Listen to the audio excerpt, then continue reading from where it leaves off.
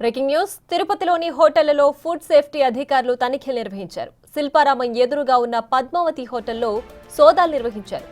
వినియోగదారులకు నాణ్యత లేని ఆహారం ఇస్తున్నారని అధికారులు వెల్లడించారు. 2-3 రోజులుగా ఫ్రిడ్జ్లో పెట్టిన ఆహార పదార్థాలను, మాంసాన్ని విక్రయిస్తున్నారని అన్నారు. వంటగదిలో పారిశుద్ధ్యం లోపించిందని తెలిపారు. దేశంలోని వివిధ ప్రాంతాల నుంచి తిరుపతికి వస్తున్న యాత్రికులు ఇక్కడి హోటళ్లపై ఫిర్యాదులు చేస్తున్నారని అన్నారు.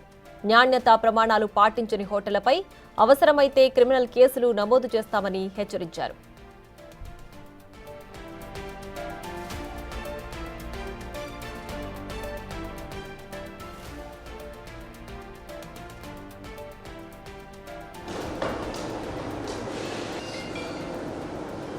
అట్లా పట్టుకోండి.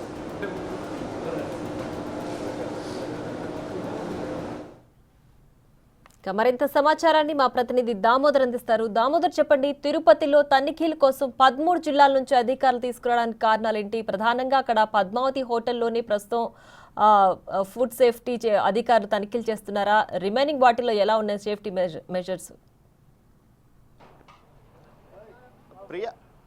ప్రియా ఏదైతే రోజు నిరంతరం లక్షలాది మంది భక్తులు స్వామివారి దర్శనానికి తిరుమల వస్తున్న పరిస్థితి, ఈ నేపథ్యంలో తిరుమలలో ఏకంగా తిరుపతిలో 150కి పైగా హోటళ్ళు ఉన్న పరిస్థితి. ఈ పరిస్థితుల్లో హోటల్స్లో భోజనం కానీ, ఆహార ఇతర టిఫిన్ కానీ, ఇతర సౌకర్యాలు చాలా అధ్వానంగా ఉన్నాయని చాలా కాలంగా ప్రజలు అదేవిధంగా భక్తులు ఫిర్యాదులు చేస్తున్న పరిస్థితి. ఈ నేపథ్యంలోనూ బిగ్ టీవీ ఈ విషయం మీద స్పెషల్గా కథనాలు కూడా ప్రసారం చేసిన నేపథ్యం. ఈ నేపథ్యంలో ఈ విషయాలపైన కొంతమంది భక్తులు సీఎంఓకు ఫిర్యాదు చేయడంతో ఒకే సమయంలో 13 జిల్లాలకు సంబంధించిన ఫుడ్ సేఫ్టీ అధికారులను ఆకస్మికంగా ఈరోజు తనిఖీలు నిర్వహించడానికి తిరుపతికి పంపించారు. ఈ నేపథ్యంలో పెద్ద ఎత్తున అధికారులు 13 జిల్లాలకు సంబంధించిన ఫుడ్ సేఫ్టీ అధికారులు, అంటే ఒక్కో జిల్లానికి సంబంధించి 6 మంది ఫుడ్ సేఫ్టీ అధికారులు జిల్లా కేంద్రంలో పనిచేస్తుంటారు. ఈ విధంగా 72 మందికి పైగా అధికారులు తిరుపతిలోని అన్ని హోటల్స్లో తనిఖీలు చేస్తున్న పరిస్థితి ప్రస్తుతం మనకు కనిపిస్తుంది. మూకుమ్మడిగా ఏదంటే మొత్తం తిరుపతిలో ఉన్న 150 హోటళ్లలోనూ తనిఖీలు నిర్వహిస్తున్నారు. పెద్ద ఎత్తున హోటల్స్లో ఏదైతే నిల్వ ఉన్న మాంసంతో పాటు బూజు పట్టిన ఆహార పదార్థాలు కూడా లభ్యం కావడంతో ఫుడ్ సేఫ్టీ అధికారులు ఈ విషయాన్ని తీవ్రంగా తీసుకున్నారు. దీనిపైన పెద్ద ఎత్తున జరిమానాలు కూడా విధిస్తున్న పరిస్థితి.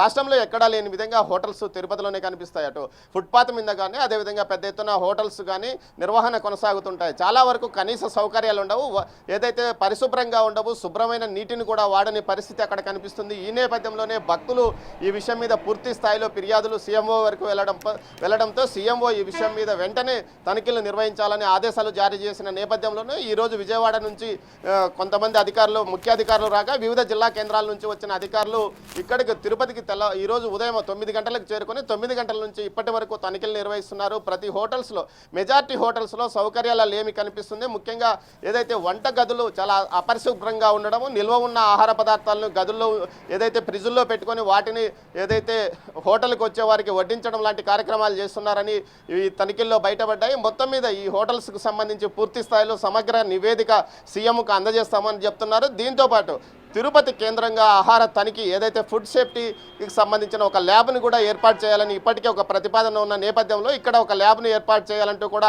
ప్రతిపాదనలు చేశారు. దీనికి సంబంధించి టీటీడీ ఇప్పటికే తిరుమలలో ఒక ల్యాబ్ను ఆధునీకరణ చేసిన నేపథ్యంలో తిరుపతిలో కూడా ఏదైతే రాయలసీమ జిల్లాలకు సంబంధించిన ల్యాబ్ ఏర్పాటు చేయాలంటూ అధికారులు అంటున్న నేపథ్యంలో పూర్తి స్థాయిలో ఇక్కడ ఎలాంటి పరిస్థితులు ఉన్నాయన్న విషయం మీదనే ఈరోజు తనిఖీలు జరుగుతున్నాయి. మొత్తం మీద మెజార్టీ హోటల్స్లో నిల్వ ఉన్న మాంసంతో పాటు కుళ్ళిన ఆహార పదార్థాలు, అదేవిధంగా కుళ్ళిన కూరగాయలతో భోజనాలు పెడుతున్న పరిస్థితి కూడా కనిపిస్తుందని తెలుస్తోంది. మొత్తం మీద వీటన్నిటిపైన పెద్ద ఎత్తున జరిమానాలు విధిస్తాము, అవసరమైతే కేసులు నమోదు చేస్తామంటూ కూడా చెప్తున్నారు ఫుడ్ సేఫ్టీ అధికారులు. ప్రియా. రైట్ దామోదర్, అయితే తిరుపతి అంటే కేవలం అక్కడున్న వాళ్లే కాదు, దేశ విదేశాల నుంచి కూడా అక్కడికి వస్తూ ఉంటారు, భక్తులు వస్తుంటారు, టూరిస్టులు వస్తుంటారు. సో అలాంటి ప్రదేశంలో ఇలా అన్హైజీనిక్గా ఉండడం, లేదంటే నిల్వ ఉంచిన ఆహారాన్ని పెట్టడం, ఇంత నిర్లక్ష్యంగా ఎందుకు వ్యవహరిస్తున్నారంటే ఫుడ్ సేఫ్టీ అధికారులు పట్టించుకోరనే ధోరణిలో వాళ్ళు ఉన్నారా?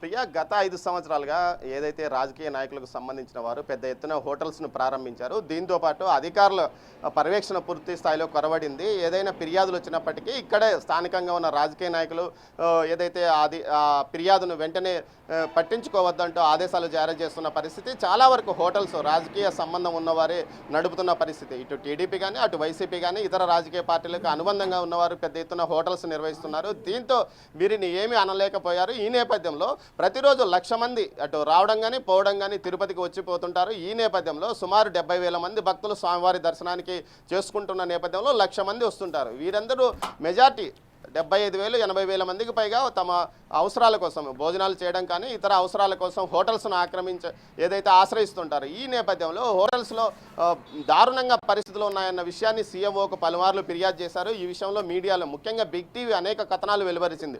అటు బిర్యానీలో బొద్దింకి వచ్చినా ఏమాత్రం పట్టించుకోక హోటల్ నిర్వాహకులు మాట్లాడడం, అదేవిధంగా సాంబార్లో బల్లి పడినా పట్టించుకోకపోవడం, ఇలాంటి ఘటనలు పెద్ద ఎత్తున చోటు చేసుకున్న నేపథ్యంలో వీటిపైన పెద్ద ఎత్తున బిగ్ టీవీ ప్రసారం చేసిన కథనాలకు కూడా ఇటు అధికారులు స్పందించారు. ఈ నేపథ్యంలోనే రాష్ట్ర వ్యాప్తంగా ఒక్కసారి తిరుమల లాంటి పవిత్ర ప్రదేశం ఉన్న తిరుపతి ఏదైతే కేంద్ర బిందువు తిరుపతి, ఇక్కడ నుంచే తిరుమలకు భక్తులు వెళ్తున్న నేపథ్యం, ఈ పరిస్థితుల్లో తిరుమలలో వచ్చే ప్రతి భక్తుడు సంతృప్తిగా వెళ్ళాలంటే తిరుపతిలో తగిన పరిస్థితులు ఉండాలి, అందుకు తగ్గట్టు ఆహార వసతి కూడా ఉండాల్సిన పరిస్థితి. ఈ నేపథ్యంలోనే ఇక్కడ పరిశుభ్రమైన ఆహారాన్ని భక్తులకు కానీ ఇతర ఎవరైతే ఇక్కడికి వచ్చే టూరిస్టులకు కానీ అందించాల్సిన అవసరం ఉందన్న నేపథ్యంలో టూరిజం డెవలప్మెంట్ విషయం మీద ప్రత్యేకంగా సీఎం దృష్టి సారించిన నేపథ్యం. ఈ నేపథ్యంలోనే ఆయన ఈ విషయం మీద సీరియస్గానే స్పందించినట్టు తెలుస్తుంది. అందులో భాగంగానే ఈరోజు 13 జిల్లాల అధికారులు ఇక్కడికి చేరుకొని ఒక్కసారిగా అంటే 13 జిల్లాల నుంచి 72 మందికి పైగా అధికారులు, అదేవిధంగా విజయవాడ కేంద్రం నుంచి వచ్చిన అధికారులు మొత్తం వీరంతా కలిపి తనిఖీలు నిర్వహిస్తున్నారు. దీంతోపాటు స్థానికంగా ఉన్న అధికారులు మొత్తం మీద అటు తిరుపతిలో ఒకసారిగా ఏదైతే హోటల్స్లో ఒక ఉద్విగ్నత కూడిన వాతావరణం ఏర్పడిందని చెప్పవచ్చు. అటు పెద్ద చిన్న లేకుండా అన్ని హోటల్స్లోనూ తనిఖీలు నిర్వహిస్తున్నారు.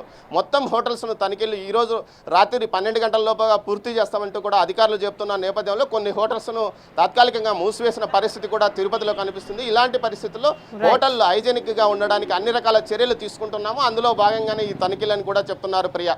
Right Damodar, thanks for the updates.